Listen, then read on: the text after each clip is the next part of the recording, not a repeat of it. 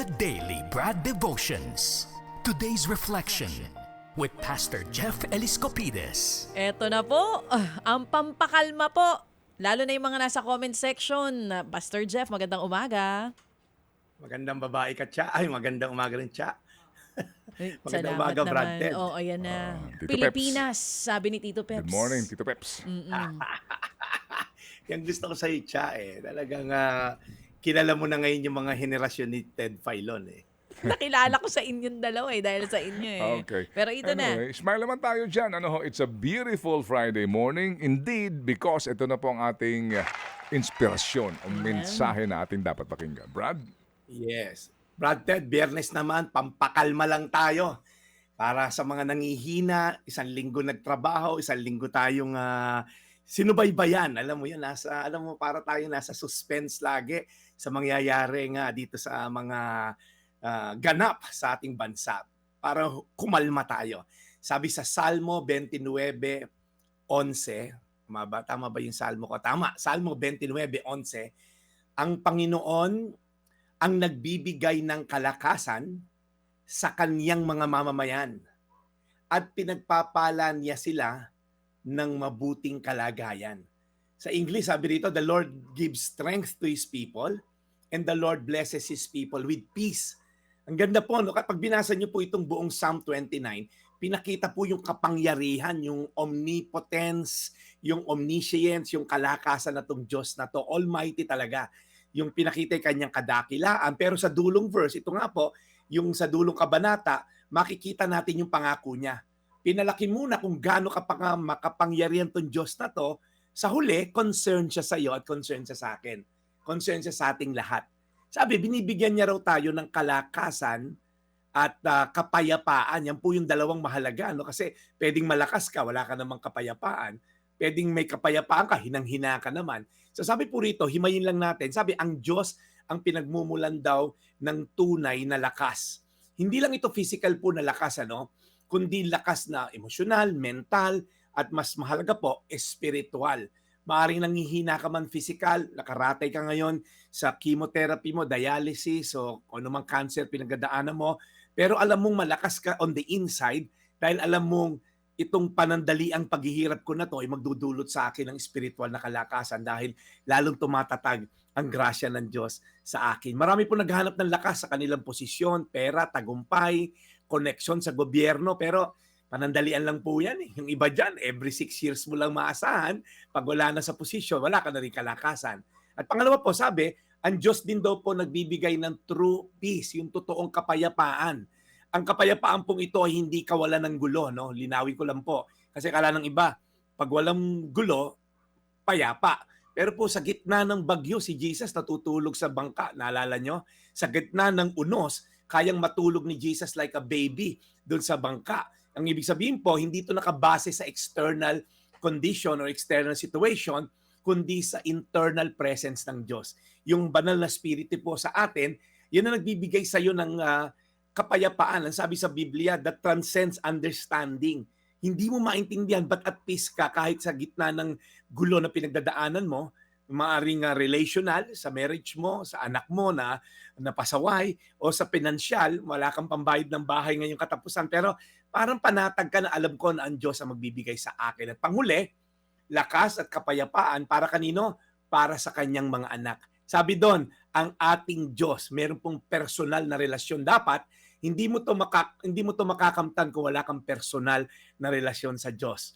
Mahirap pong makamtan to pagka ikaw ay walang Diyos at malayo sa Diyos. Kaya pong pangakong ito, it talks about proximity, yung malapit ka sa Diyos, and it talks about relationship, na may relasyon tayo sa Diyos. Kaya again, si Jesus po ang tunay na source ng lakas at kapayapaan. Okay? Apart from Him, sabi niya, wala kayong mapapala. Kaya sabi niya sa 1:15 rin yan.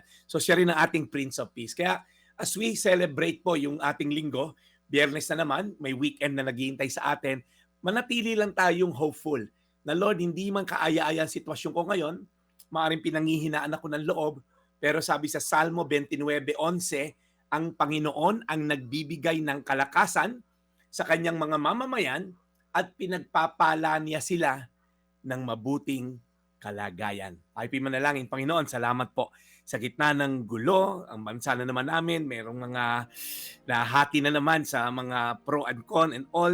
Lord, naniniwala kami na ikaw ang may control ng lahat. Sa lahat ng pangyayari, Lord, sabi mo sa salita mo, many are the plans in a man's heart, but your plan will always prevail. Kaya kami, Panginoon, ng mga anak mo, there's so much peace, there's so much hope, dahil alam namin at the end of the day, you are the beginning and the end, the Alpha and the Omega. Anything that happens in between, kayo po ang may akda. Tulungan niyo lang kami magtiwala sa salita mo at umasa sa iyong kapangyarihan. Sa pangalan ni Jesus. Amen. Amen. Amen. And dear Lord, muli po salamat sa araw na ito. Sa biyaya po ng pakikinig sa magandang mensahe at aral mula kay Brad Jeff, Lord, we pray, lagi niyo po siyang alagaan. Salamat po, Lord, sa kanyang sakripisyo. Lord, bless his mission always. Kami po muli ay nagpapasalamat sa araw na ito. Sa lahat po ng balita na amin napakinggan, sa lahat po ng mga mensahe, ito po ang pinaka-importante sa lahat. In Jesus' name we pray. Amen. Amen. Amen. Brad Jeff, Friday, ikaw ba'y may mga mission din para sa sa ating himpilan dito at sa alimang panig ng mundo? Brad? Alam mo, Brad Ted, sa maliit na pamamaraan tayo ay nagko-contribute sa awa ng Diyos. Mamaya, Brad Ted, meron lang konting intervention taping mamaya sa face-to-face dahil sa napayuhan natin. So, merong follow-up na advice. Isushoot namin niya sa studio mamaya. At kakailanganin ko na naman ng pampagwapo mong studio, Ted. Yung mga... Pag nakatayo ako dyan, iba yung dating ako talaga, Brad. Iba yung pailaw, ano? Ayan, tumayo na tuloy. Ayan, tumayo na rin siya tuloy ngayon. Oh, Pastor, napatayo sa sinabi mo. Ano? Siya may angulo eh. Pag Oo. nandun ako, sabi ni Ate Grace mo, ang Iba- gwapo iba? mo, Jeff. Okay. Sa ilaw ba ito?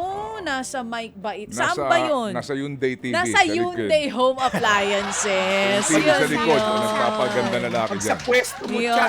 Confirm. Pag sa pwesto mo, Hindi ka pupogi lumalapad- dito?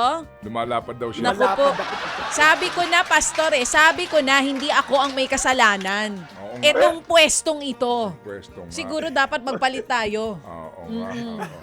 Yung pwesto Mamaya, siguro. Brad, sagot kita. Oo. Kasi, Mamaya. kasi alam mo kung bakit? Bakit? Kasi yung pwesto, makitid para sa'yo. Tama, thank you. Diyan kasi medyo Mas malaki, malawak. maluwag. Oo. Kaya nagmumukha akong malapad. Kasi makitid. Ikaw talaga, hindi, Tamang mindset. Ikaw talaga. So, alam Sexy nyo na. mo kaya. Hindi naman. Ikaw talaga. Huwag kang Pero ganyan. yung salamin mo parang... Oy, hindi- teka lang. hindi, gusto ko Nahihilo ko eh. Hindi, Oo. gusto ko yung salamin na isa. Si Maharlo ka? Yung salamin ko na yon? Bukas. Ay, wala pala tayo dito. Sa Lunes. Kita mo itong partner ko. Oo. Back to you, Brad. Yan. Magkita-kita po tayo. Brad Ted, promote ko lang. Bukas din po, alas 4 sa Rebuild City Church. Doon Okay. po sa online worship service natin. Maganda po yan. Alas 4, magkita-kita tayo. Okay, so Brad, Jeff, good luck sa iyo ha. God bless your mission and we'll catch you on Monday, Brad. Salamat na marami. Maraming salamat, Brad Ted. Batiin ko lang yung aking kasamahang pastor, Bishop Noel Pantoa ng PCEC. Thank you so much for tuning in. At belated happy birthday, Mitzi. Enjoy ka dyan sa Canada. Ito po yung Daily Brad, your daily dose of inspiration. Serving the people, Brad Jeff Eliscopides.